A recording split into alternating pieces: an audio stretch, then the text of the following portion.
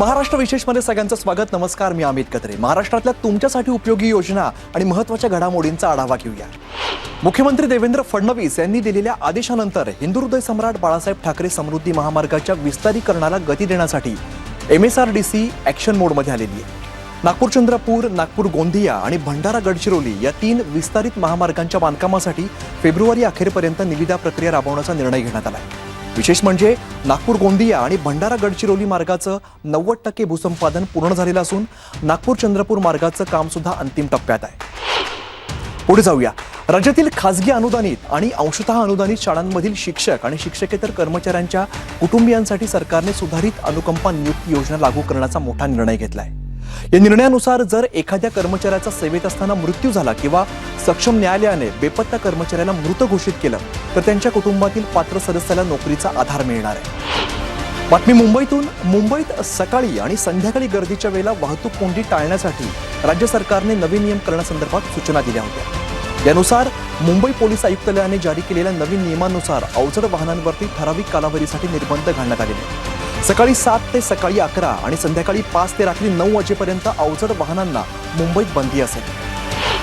पुढे जाऊया. नवी मुंबई आंतरराष्ट्रीय विमानतळावरून परदेशवारी लवकरच सुरू होणार अशी माहिती राज्य सरकारकडून देण्यात आली होती.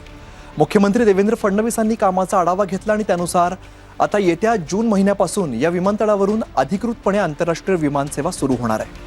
ही सेवा यशस्वी करण्यासाठी आवश्यक असणारा रात्रंदिवस विमान लँडिंग आणि टेक ऑफचा तांत्रिक परवाना फेब्रुवारी महिन्यापासून मिळणार आहे. मुंबईतील छत्रपती शिवाजी महाराज आंतरराष्ट्रीय विमानतळ आणि प्रस्तावित नवी मुंबई विमानतळाला जोडणाऱ्या मेट्रो मार्गिका 8ला मुख्यमंत्री देवेंद्र फडणवीस यांनी राज्य मंत्रिमंडळ बैठकीत अधिकृत मंजुरी दिली आहे. एकूण 35.8 किलोमीटर लांबीच्या या प्रकल्पात 35 किलोमीटर लांबीचा मुख्य मार्ग असून त्यातील 9.25 किलोमीटर मार्ग भूमिगत तर 24.36 किलोमीटर मार्ग उन्नत असणार आहे. या मार्गावरती एकूण 20 स्थानकं असतील, ज्यामध्ये 14 उन्नत आणि 6 भूमिगत स्थानकांचा समावेश आहे.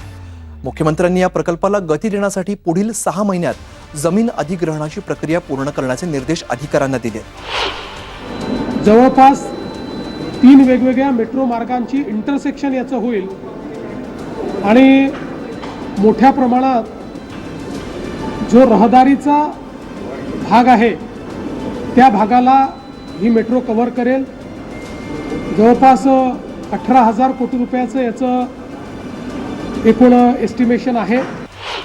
कोकणवासियांसाठी महत्त्वाची बातमी. कोकणात जाणाऱ्या प्रवाशांची वाढती गर्दी लक्षात घेता राज्य सरकारने दादर सावंतवाडी एक्सप्रेस संदर्भात एक महत्त्वपूर्ण निर्णय घेतलाय.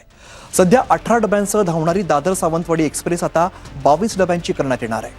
कोकण रेल्वे मार्गावरती मुंबईहून जाणाऱ्या प्रवाशांची संख्या ही नेहमी जास्त असते आणि विशेषतः सण उत्सवांच्या काळात जागा मिळवण्यासाठी मोठी कसरत करावी लागते. मात्र निर्णयामुळे ट्रेनची प्रवासी क्षमता वाढणार असून कोकणात जाण्यासाठी वेटिंग लिस्टमध्ये असणाऱ्या शेकडो प्रवाशांना कन्फर्म तिकीट मिळणं सोपं होईल. पुढे जाऊया. रस्ता सुरक्षेबाबत जनजागृती करण्यासाठी ठाणे पोलीस आयुक्तालयातर्फे ट्रॅफिक कार्निवल या विशेष उपक्रमाचं उपमुख्यमंत्री एकनाथ शिंदे यांच्या हस्ते शानदार उद्घाटन करण्यात आलं. या कार्निवलमध्ये शालेय विद्यार्थ्यांनी रस्ता सुरक्षेवरती आधारित चित्र आणि नाविन्यपूर्ण प्रकल्पांचं सादरीकरण केलं. तसंच भविष्यातील प्रदूषणमुक्त प्रवासासाठी EV वाहनांचे विशेष प्रदर्शन भरवण्यात आलं होतं. सुनेत्रा पवार यांनी उपमुख्यमंत्री पदाची शपथ घेतली. त्यांच्या रूपाने महाराष्ट्राला राज्याच्या पहिल्या महिला उपमुख्यमंत्री लाभल्यात. राज्याचे राज्यपाल आचार्य देवव्रत यांनी त्यांना गोपनीयतेची शपथ दिली. मुख्यमंत्री देवेंद्र फडणवीस आणि उपमुख्यमंत्री एकनाथ शिंदे यांच्यासह राष्ट्रवादी काँग्रेसच्या पदाधिकाऱ्यांच्या उपस्थितीत हा सोहळा पार पडला.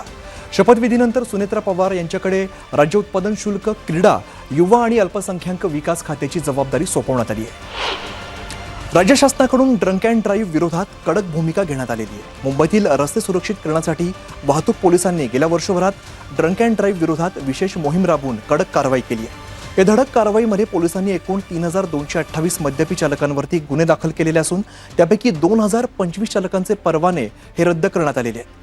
पोलिसांनी स्पष्ट केलंय की अशा प्रकारे गुन्हे दाखल झाल्यामुळे संबंधित चालकांचं नाव पोलीस रेकॉर्डवरती आलंय. याचा थेट परिणाम त्यांच्या भविष्यावरती होणार असून त्यांना पासपोर्ट मिळवणं, व्हिसा प्रक्रिया किंवा शासकीय चारित्र्य प्रमाणपत्र मिळवताना मोठ्या अडचणींचा सामना करावा लागू शकतो.